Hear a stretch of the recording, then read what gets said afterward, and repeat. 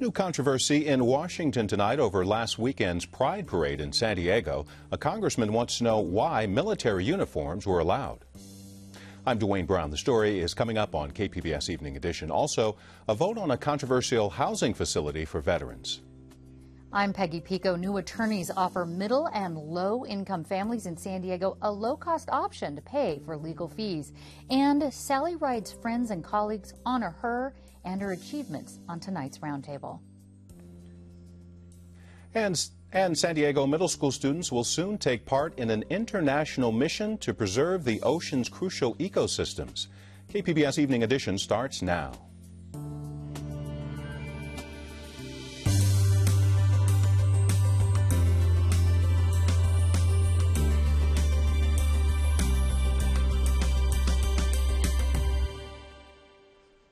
Good evening. Thanks for joining us. I'm Dwayne Brown.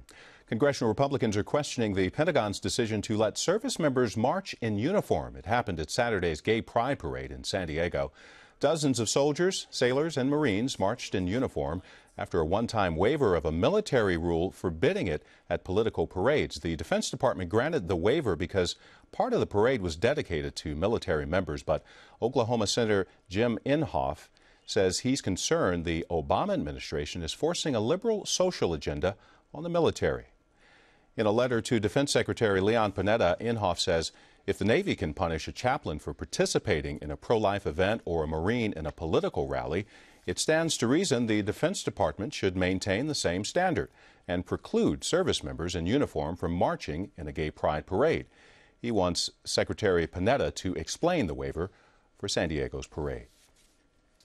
San Diego City Council has approved a transitional housing center for veterans in Old Town. The Aspire Center faced some opposition from neighbors because of its location across the street from the Old Town Academy and plans to treat veterans with post-traumatic stress disorder. The center and the school reached a compromise for the project to move forward. It will be the first of its kind in the nation, scheduled to open this fall. City Council also approved an emergency winter shelter in a familiar place. It's a temporary alternative for the permanent shelter being built downtown. That work is behind schedule and not expected to be complete until early next year. A cold weather shelter is usually needed by Thanksgiving in San Diego, so this year the city will put up a large tent in Barrio Logan, where it's been for several years. Another shelter for homeless veterans will be set up on a Navy-owned lot on Sports Arena Boulevard. Federal scientists are working at the border right now, inspecting samples of produce coming into the U.S. from Mexico. They're testing specifically targeted produce to make sure it's safe. Look, 99.999% of all of the things that come across the border are completely safe.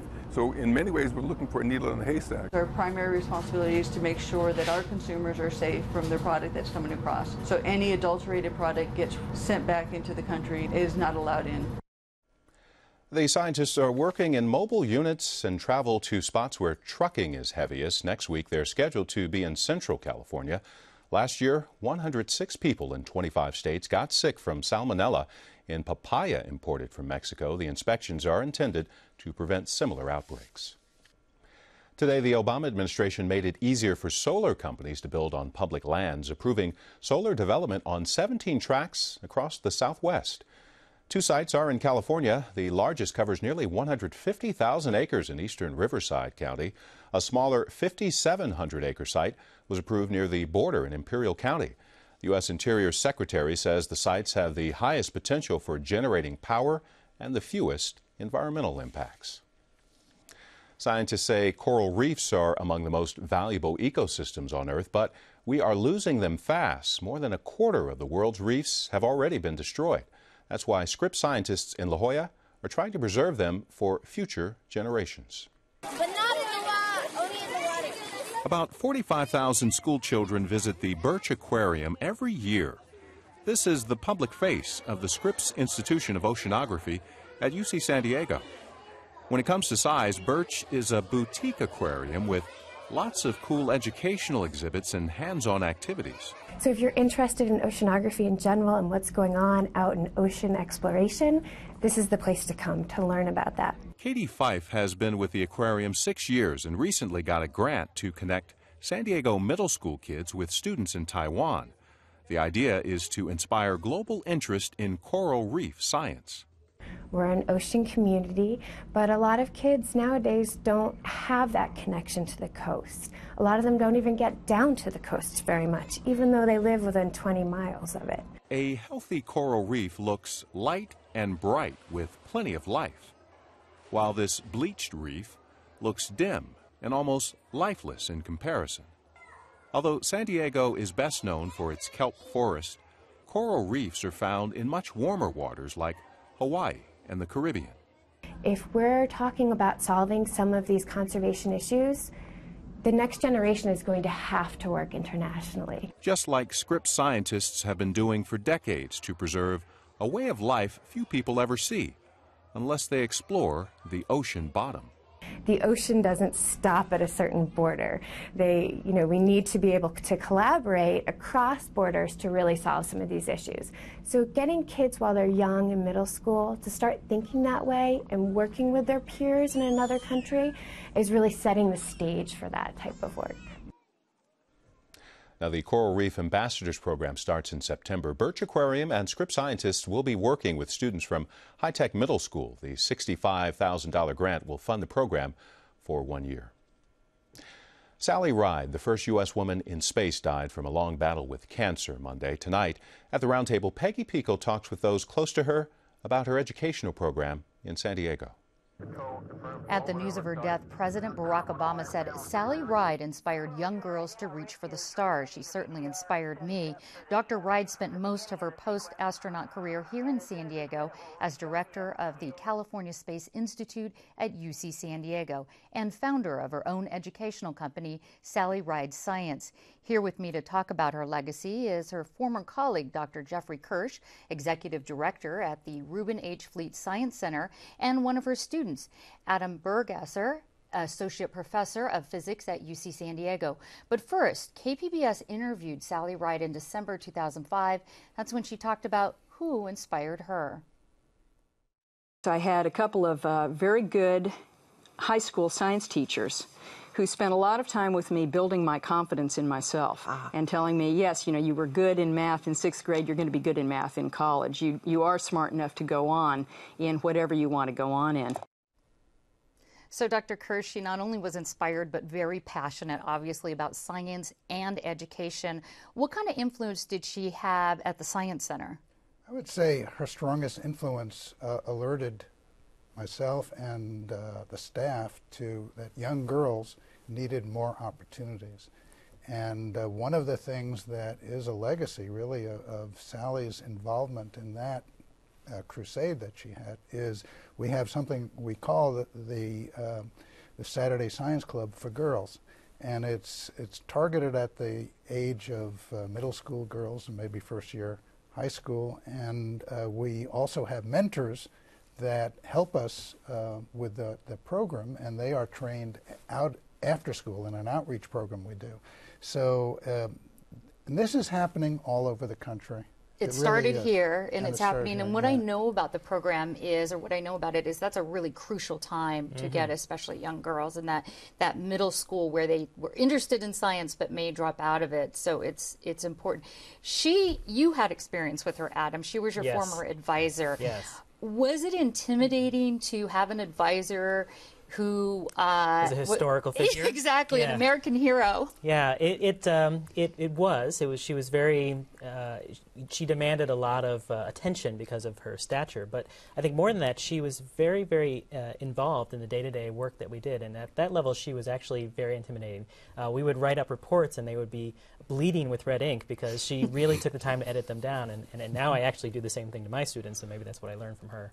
The red ink. Make sure you get it all just exactly right. And you said she was hands-on. What have you heard from former students, and also you, Dr. Kirsch? What have you heard now that people are starting to sink in, about her death? So many of our colleagues from the projects that we worked on with Sally Ride at the time have reconnected in the last day or so through Facebook, through email, and we've really been sharing our memories of that time. And it's incredible how much each of us has been touched in our careers and in our personal lives by working with Sally. How about you, Dr. Kirsch? Anything something stand out? very unusual happened earlier today, and that was an email from a trustee, a prior trustee, who had moved away, but had to do with the fact that she was part of Sally Ride Science, and how much it had affected her and her family, because her son also worked for them. So it was, she had this direct impact on things, and I suspect we will learn a lot more about the indirect impact she's had over the next couple of weeks. How has she inspired your work, Adam? Well, she has... Besides the reading. Right, yes, inside of my management style. She really taught me to think about the big picture. I mean, she had dreams, big dreams, that she went after, and she did them. And I think that's one of the main things that I think Sally inspires across the board, of going with your big dreams and really, really chasing them. And so, you know, I've tried to find myself, when I'm working on a little detail, I really try to take the time to think of what is the big picture, what is the most exciting science I can get out of what I'm doing. And I think that's a legacy of Sally for me. Her legacy. What do you think the legacy here in San Diego will be?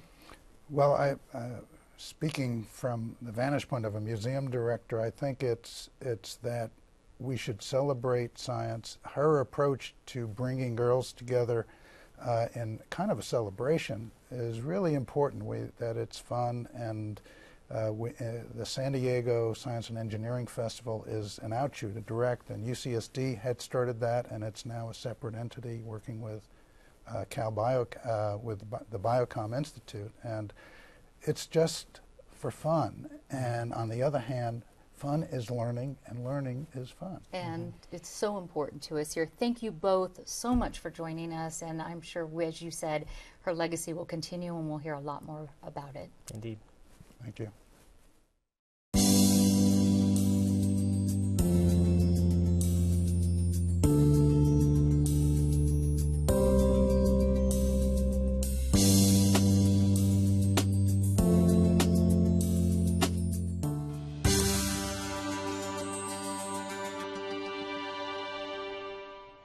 Female sex workers in Tijuana and Ciudad Juarez are at high risk of HIV infection. So are their clients, many of whom come from the U.S.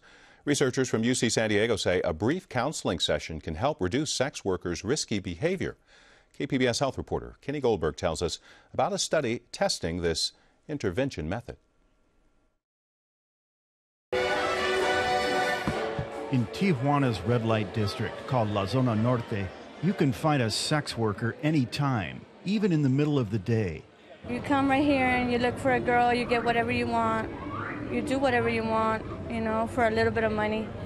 29-year-old Linda Sandoval has been selling herself on the streets for more than a decade. One of the hotels she uses charges $3 for 20 minutes in a room. You just stand here and you just wait for a client to get here and take you to the room. Sandoval started as a stripper in local clubs when she was 13. She began shooting drugs shortly thereafter. Sandoval says sex work is humiliating. Clients ask her to do things you couldn't imagine. They use you, actually, they use you, but you use drugs and you want the money just quick, you know, you just want to get it fast and you just want to get your dose. So it don't matter what you have to do to get your dose. And that includes having unprotected sex or sharing dirty needles. This kind of high-risk behavior takes its toll. An estimated 6% of sex workers in Tijuana are infected with HIV. 12% of sex workers who shoot drugs have the disease. That's 40 times higher than the HIV rate in Mexico as a whole. Recently, researchers from UC San Diego and Mexico completed a study. It involved nearly 600 HIV-negative female sex workers in Tijuana and Ciudad Juarez. The study tested whether a brief intervention could reduce risky behavior and diminish the rate of new infections. The women were randomly assigned to 4 different groups. Each group received a 30-minute counseling session on how to negotiate safe sex and one on how to reduce risky injection practices. Each session was either a lecture or a more interactive format. Every 4 months, women were tested for sexually transmitted diseases, including HIV and syphilis. After 1 year, the data was analyzed. UC San Diego's Stephanie Strafty directed the study. She says the results were dramatic. The interactive version of the Safer Sex intervention was associated with a 60% decrease in the rate of new HIV and STD infections. That was very significant, and that we saw consistently in both cities, Tijuana and Ciudad Juarez. In Tijuana, researchers found women who received either version of the safe injection intervention did equally well, and both groups had lower rates of new infections than women in Ciudad Juarez. After reviewing their data, researchers figured out the reason for the discrepancy. Tijuana has a much more robust clean syringe exchange program than Ciudad Juarez. So the bottom line is that if you're a city or you're a policymaker that's making a decision on how to reduce injection risks for HIV, it's much more important to have coverage of sterile syringes through either needle exchange or pharmacies than it is to provide an intervention like this. Clean syringes cost about 5 cents apiece. The half-hour interventions are inexpensive too. Some question the value of spending any money to prevent sex workers from becoming infected. But UC San Diego's Jose Luis Burgos says it's a sound investment. Eventually, many of them, change their lives. So, but potentially, they are going to have children. They're going to have interaction with people from Tijuana, from Mexico, and from the U.S. So I think it's an investment that makes sense, not only for Mexico, but for both countries. Linda Sandoval hopes to get out of the sex trade soon. She's met a guy she'd like to have a family with. In the meantime, she says the interventions changed the way she does business. These days, she uses clean needles, and she insists that all of her clients wear condoms. Sandoval says most of them say yes. The other ones that say, okay, let's use a condom. You're right, I have a family, I have a wife or whatever, or for myself. And some of them, they don't care, and they're like, all right, you don't want to do it, I'll find somebody else. I'm like, all right. KPBS health reporter Kenny Goldberg. The UC San Diego study will be presented this week at the International AIDS Conference in Washington, D.C. Another UC San Diego researcher has won $2.5 million for an AIDS project. Dr. Davey Smith runs a research group studying patterns of new HIV infections. His goal is to quickly deliver resources tailored to high-risk groups. He says it could be the key to stopping the spread of HIV. Los Angeles City Council has voted to ban medical marijuana dispensaries at least until California Supreme Court provides better guidance on how to regulate them. There are an estimated 900 clinics in the LA area. Mayor Antonio Villaraigosa has to approve the ban. If he does, it will go into effect in 30 days. The state Supreme Court has agreed to decide whether local governments can ban medical marijuana clinics, but the court still has to set a hearing. In the meantime, clinics have faced a crackdown from federal agents. California Western School of Law launched a new program this year. It's designed to make attorney services affordable to low and middle income families. Peggy is looking into how it works at the roundtable. If you want to hire an attorney in San Diego, you can expect to pay about $200 to $600 an hour. If it's a criminal offense, you may have access to a public defender, but in most civil cases, you pay your own legal fees.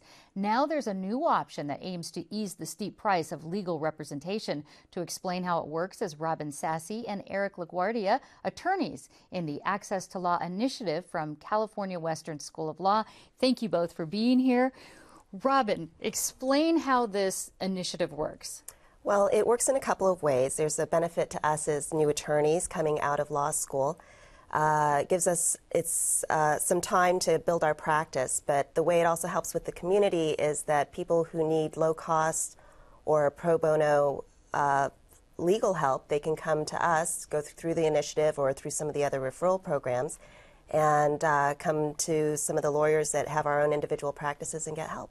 And we're going to talk about details of that in just a minute, but first I want to ask, and starting with you, Eric, what kind of law do you practice?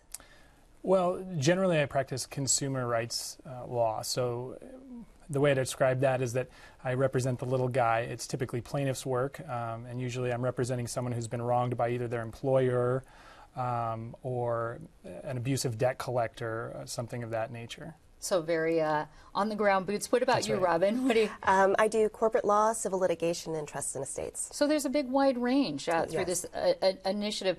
Tell me, Eric, what are the It's called an incubator. Right. What is that? What does it mean? Where do you go to work? Well, the word incubator kind of relates to the idea that once you're done with law school, you've learned a great many things. You probably clerked or interned somewhere and learned some real-world experience.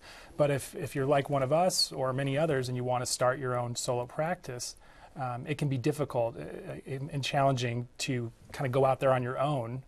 You need Make kind of name you need for yourself. There's that. You also need a network base and other attorneys to collaborate with, and that's something that all attorneys do.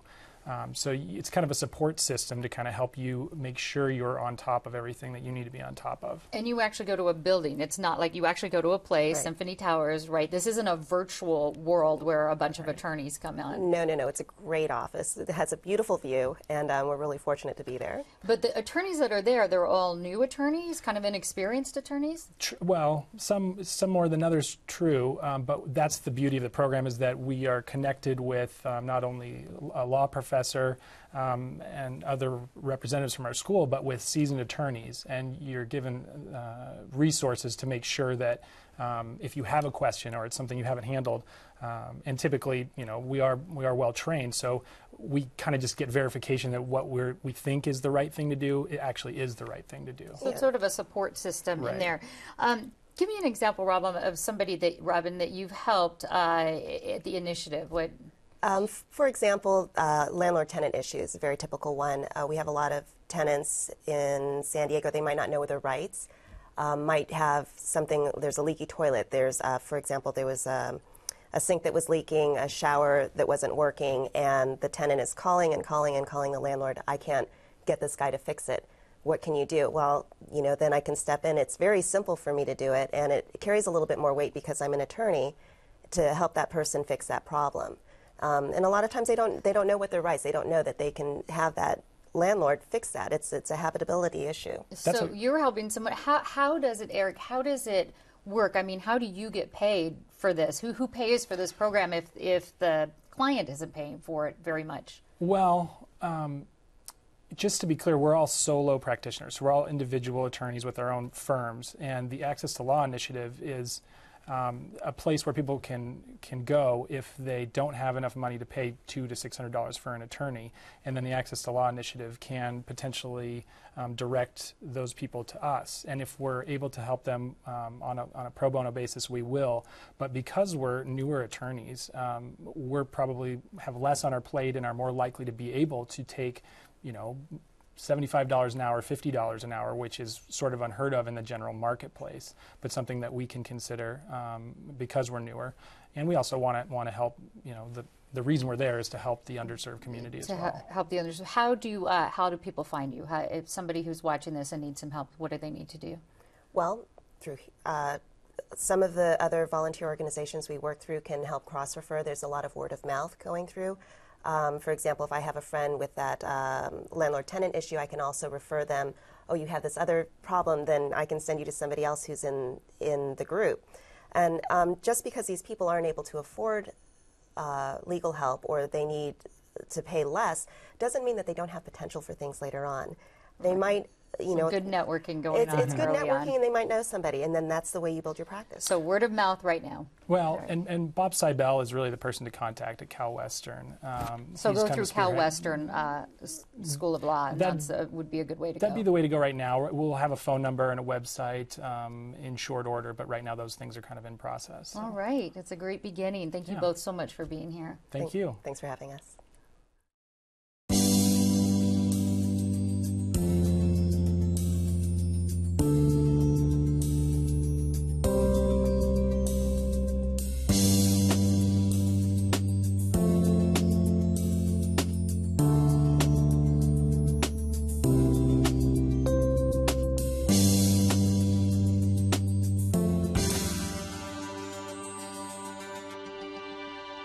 In tonight's Public Square, San Diego Congressman Darrell Issa reintroduced a bill to rename most of U.S. coastal waters after President Ronald Reagan.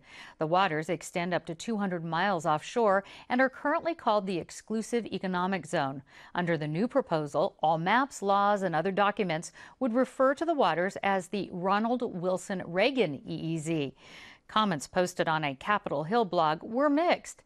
Lee wrote, "I respect what former President Ronald Reagan did to instill pride in America, but really, Congressman Issa, isn't it enough that a national airport and a library already bear the Gipper's name?" Seasmoke wrote, "How about actually doing some work? Instead of this sort of rubbish, this Congress has been the most useless, non-performing, self-absorbed bunch of loser wackos since the start of recorded history." But ex-JFK Democrat likes the idea. He wrote, "I kind of like the proposal. We could use a little consciousness raising regarding our sovereignty these days." You can comment on this story or any others here on KPBS by following us on Twitter, liking us on Facebook, or email us at publicsquare@kpbs.org. And you can find tonight's stories on our website, kpbs.org/evening edition. Thanks for joining us. You have a great night.